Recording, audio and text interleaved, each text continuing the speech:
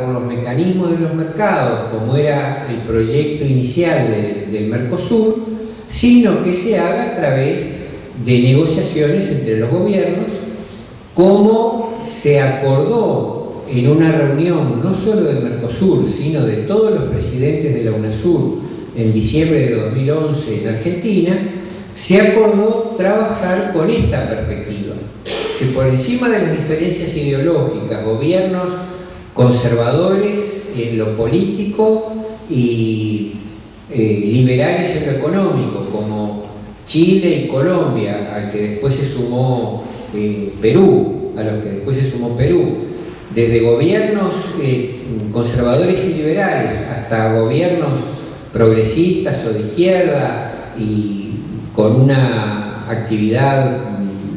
mayor del Estado en la economía, como Venezuela, Venezuela, Ecuador, Bolivia, Brasil, Argentina y Uruguay,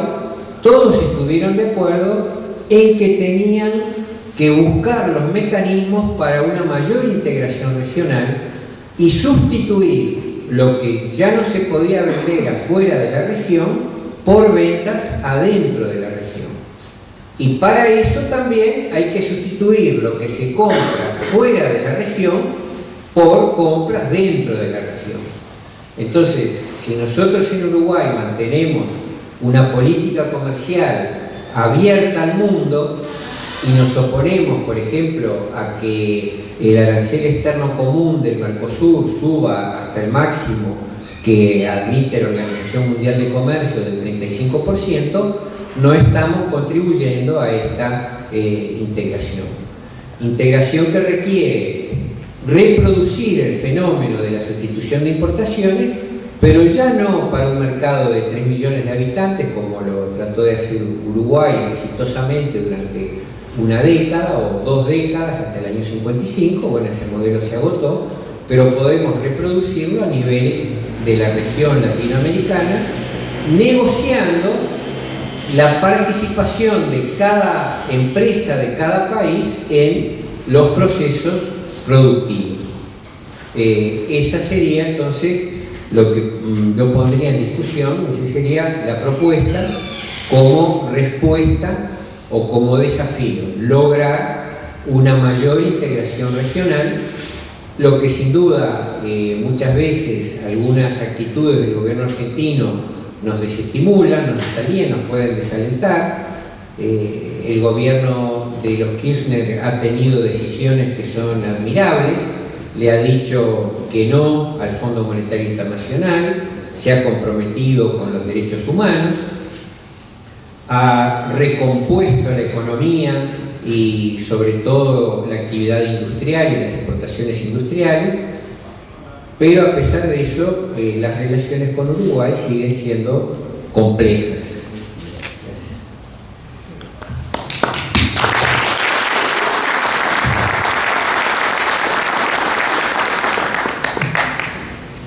Bien, entonces para culminar esta primera ronda de exposiciones, cedemos el uso de la palabra al ingeniero Roberto Kremer.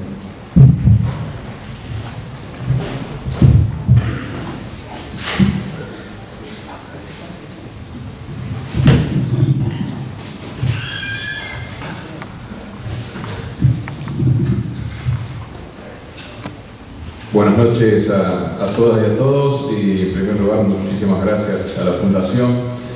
Rodney Arizmendi por la invitación por un lado y por la idea, creo que, de discutir el tema, y que comenzó teniendo un título más complejo, pero quedó en un título que creo que describe muy bien las dos variantes, ¿verdad?, de la situación de Uruguay y la crisis internacional. Creo que los compañeros que me precedieron, desde ópticas bien complementarias, dieron una versión bastante caracterizadora de la situación actual, sea desde el punto de vista de la evolución del sistema capitalista, sea desde el punto de vista de los hechos concretos que han ocurrido, como se mencionaban, desde el año 2008 hasta la fecha. Y esa caracterización, que todavía no está cerrada, como decía Bruno anteriormente dentro de la discusión, es un punto fundamental, porque creo que la coincidencia bastante amplia de que estamos frente a la crisis más importante en los últimos 80, 90 años del sistema económico, y que además dentro de esa crisis, las causas que la han originado son causas que se saben, se conocen, pero se dan distintas ponderaciones a cuáles son. Y de allí que cuando uno pondera distinto las causas, luego las soluciones son diferentes y luego las políticas a veces son diferentes. En verdad, en la descripción que Luis hacía, hay un conjunto de tres causas que son la discusión actual. Una primera que asigna a la crisis, esta crisis económica internacional, y que, como decía, que va a ser un punto de quiebre dentro del sistema, como está estructurada la economía mundial.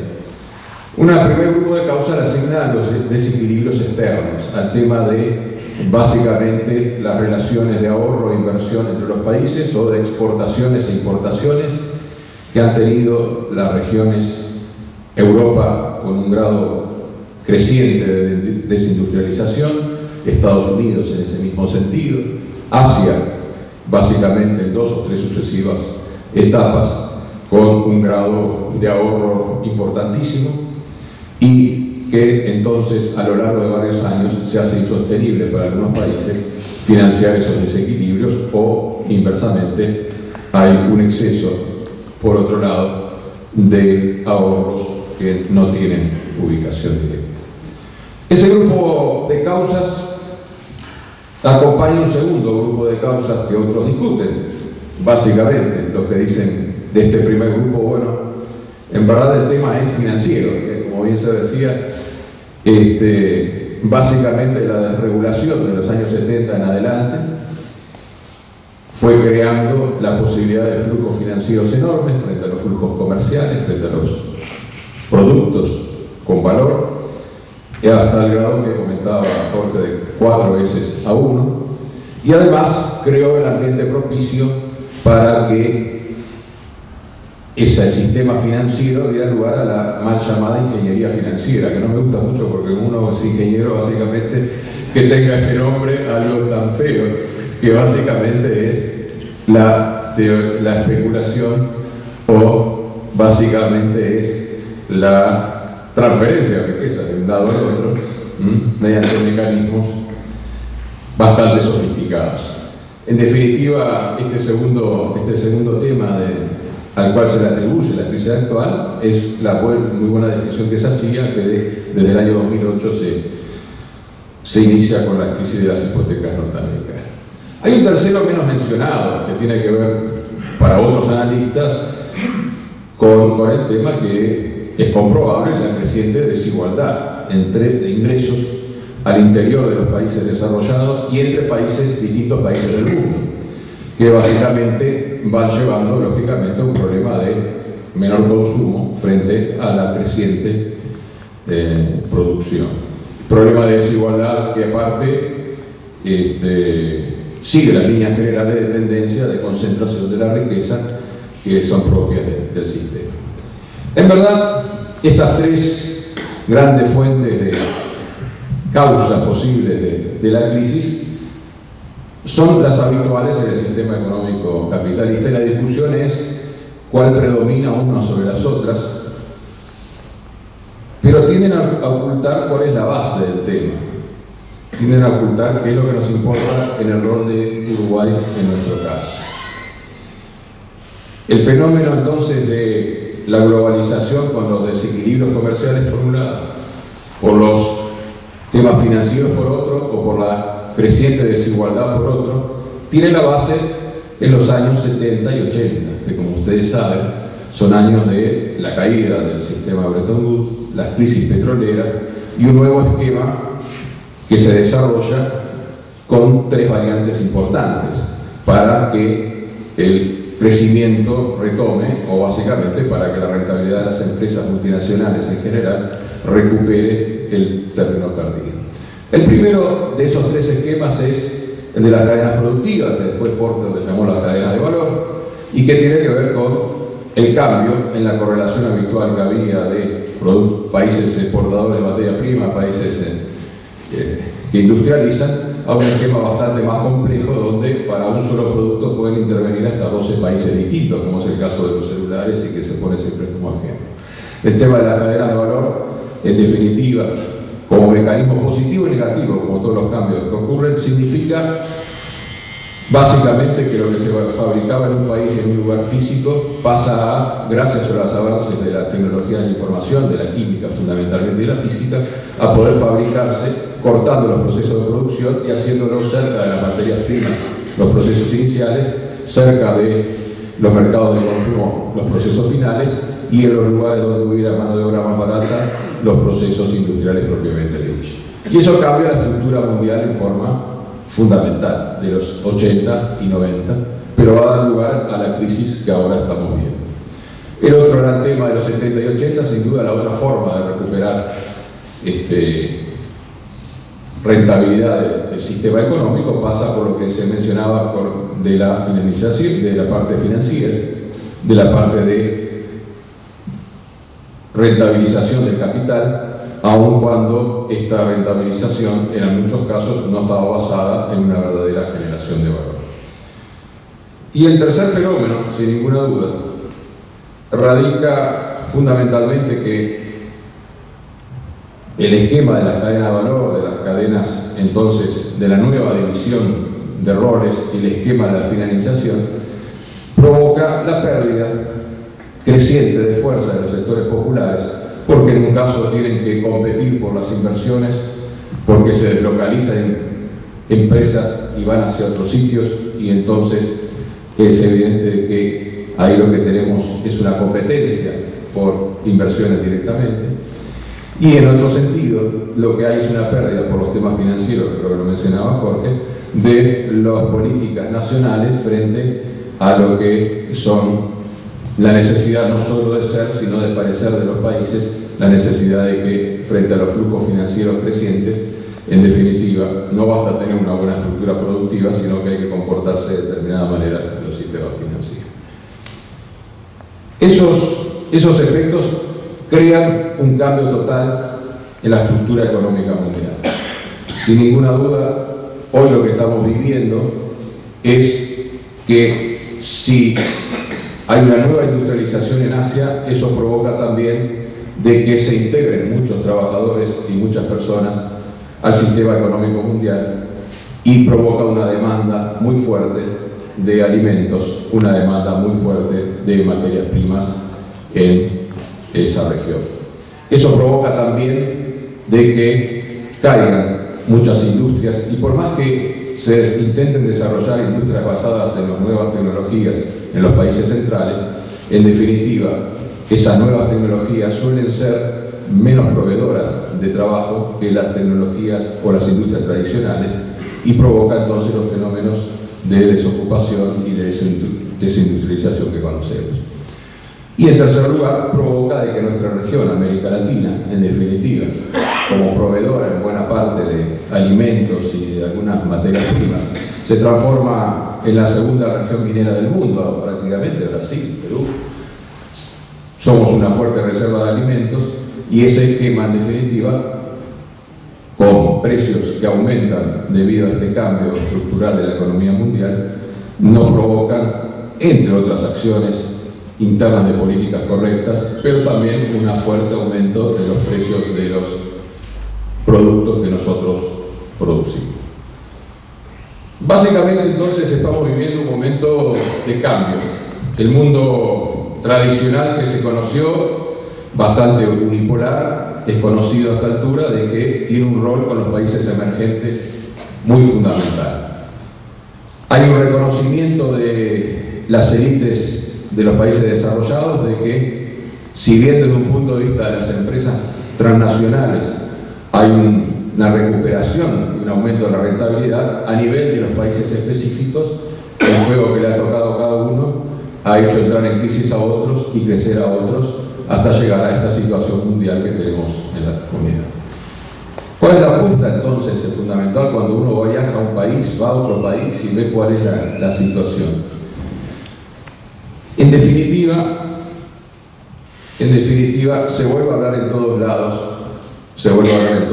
y por este fenómeno que decía, de la necesidad de industrializar, o si vamos a hablar de reindustrializar los países.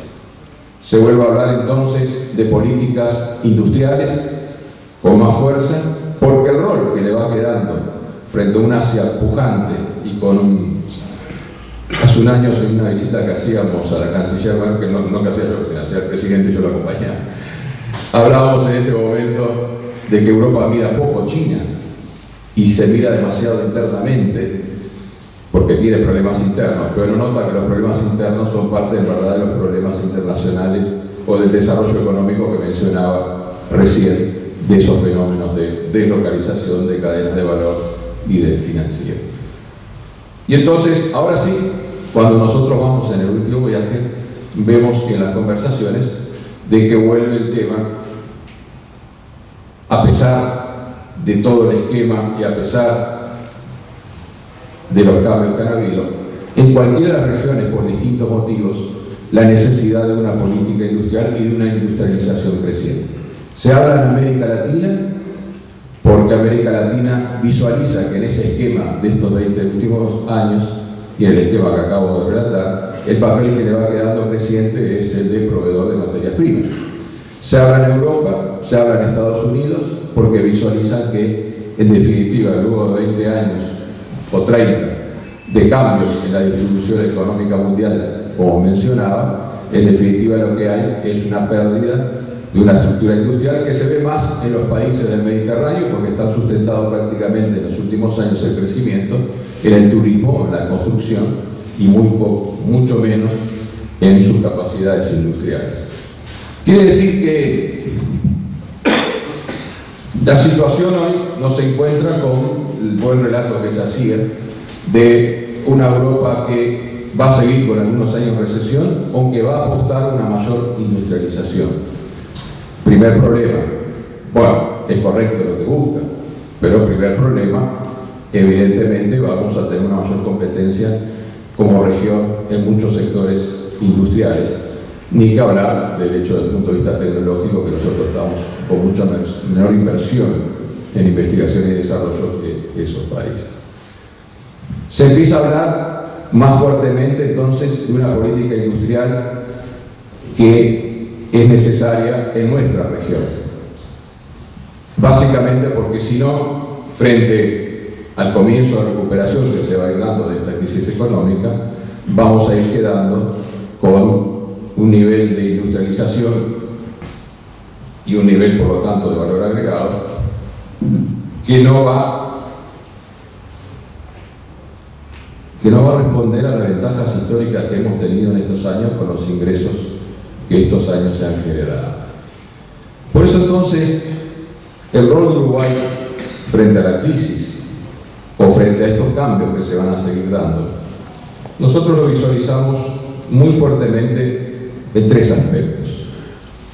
En primer lugar, evidentemente hay una situación de crisis y una situación de prudencia que se hemos manejado, toda la parte de tener las reservas adecuadas, los financiamientos adecuados, porque estamos ante un fenómeno bastante incierto de cómo va a continuar hacia el futuro desde el punto de vista de las demandas y de las producciones. Parece ser que el valor de los precios que exportamos se va a mantener en buena medida, pero eso no va a ser el único sustento posible hacia el futuro. En segundo lugar, lo que Uruguay no ha tenido, pero que hemos, creo, crecido en los últimos años, que es un reforzamiento de las políticas sobre el sector real, sobre el sector, políticas sectoriales específicas sobre los sectores agropecuarios, políticas sectoriales específicas sobre los sectores industriales y políticas sectoriales específicas sobre los sectores del conocimiento, que básicamente nuestro país ha comenzado a desarrollar en los últimos años. Básicamente, Uruguay debe apostar, y lo está haciendo, a dos temas que en este camino que decía empiezan a recorrer las distintas regiones del mundo a partir de la reestructuración que hubo. Es un camino que pasa por una mayor diversificación de nuestra estructura económica, con políticas industriales específicas y una mayor tecnología de nuestras cadenas productivas, porque vamos a estar frente a esa competencia que mencionaba anteriormente y vamos a estar frente a ese resurgir de políticas industriales en todo el mundo, y es fundamental que nosotros las tengamos, en nuestro caso, no por haber perdido industria, sino porque no hemos tenido lo suficiente, hemos perdido en los años 90, sino porque